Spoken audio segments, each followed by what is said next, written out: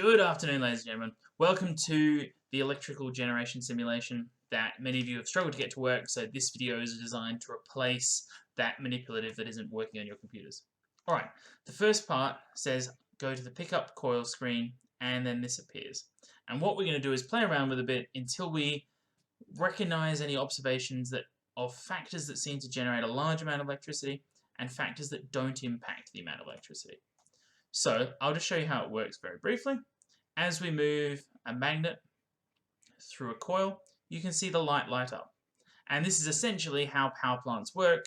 They move magnets around near coils, and that causes the electrons to move through the wire. And you can see that if you do this very quickly, the light lights up. Only a little bit, but let's see what we can do to increase that light more. Note that the electrons are actually changing direction as the magnet goes through. They are alternating, and this is what we call alternating current, or AC. When we've been using batteries in the past, that's direct current. So as this goes through, it looks like this. Now, to make that glow brighter, I can try turn the magnet up in strength. And you can see that that is a brighter glow than if I turn the magnet way down here, and therefore it barely glows. So something that impacts the strength is the magnet. Impacts the amount of electricity produced is the magnet. Let's put that about middle, and let's increase the number of loops.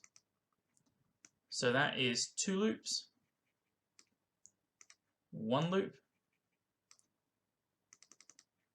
3 loops. And if you're observant, you'll see what's changed in terms of the amount of electricity. Also, we can change the loop size. So I can make the loops smaller. Whoop. Or a bit bigger.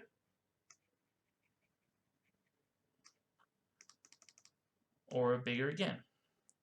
You can watch a video replay, but I think the light stays about the same size, so that the size of the loop doesn't actually impact the amount of electricity being produced. And if you write those summaries in here, that's your activity 1. Alright, start of activity 2. We are going to investigate the effect of the magnet strength, and we do it using a generator. So the generator one looks like this, and this is fundamentally how most electrical systems work to generate electricity. I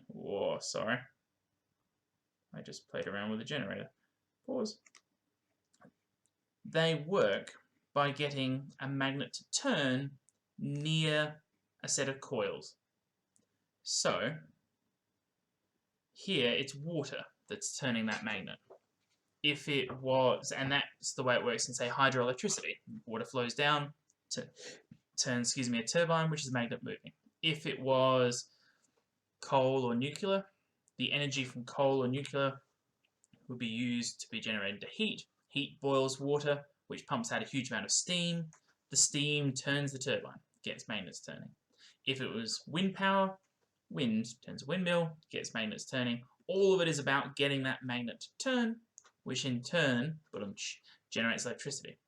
But let's see what happens as we adjust the strength of the magnet.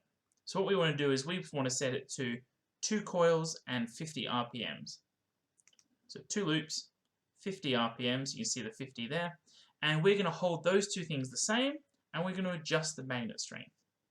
So if we adjust the magnet strength to 0, you'll note that there's no light, and the voltmeter isn't moving at all.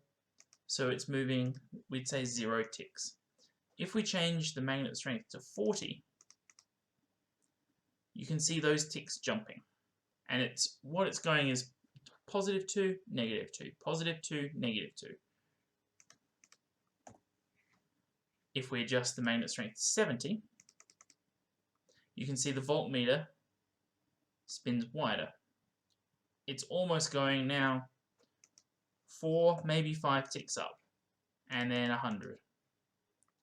You can probably pause the video and zoom in to see exactly how many. I think it's going 6.5 ticks. And you can see that as we change the strength of the magnet, the light bulb changes as well. And so I'll leave it to you to fill in whether the light bulb is off, dim, bright, or very bright in this column here. And I'm hoping you should be able to draw a conclusion that as magnet strength increases, the amount of electricity generated does something. Alright. Effective magnet speed. So once again, we're going to hold everything equal, but only change the speed. 2 coils, 50% strength. And we're going to change the speed initially to 0 RPMs.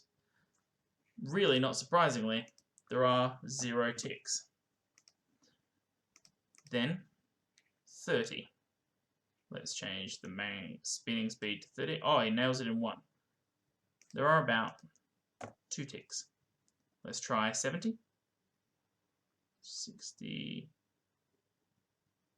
68 is going to have to do. That's about 5 ticks. And then if we jump it to 100, you can see more water's coming out. And the number of ticks is, what, 8?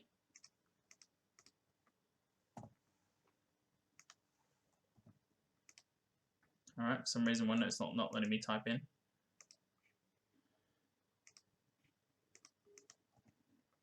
There we go. Alright, last one. Effective number of coils. Change it to 50 RPMs, 50% magnet strength, and then we go down to 1 coil. 1 coil, we can see there's maybe 2 ticks. 2 coils is like 4 ticks. Whatever, won't let me write 4. 3 coils is 6 ticks. 2 coils. And that hopefully will give you an indicator of, as we change the number of coils, the amount of electricity increased, or amount of electricity generated, increased. And then that should be enough information to let you answer these questions. Alrighty, thank you very much.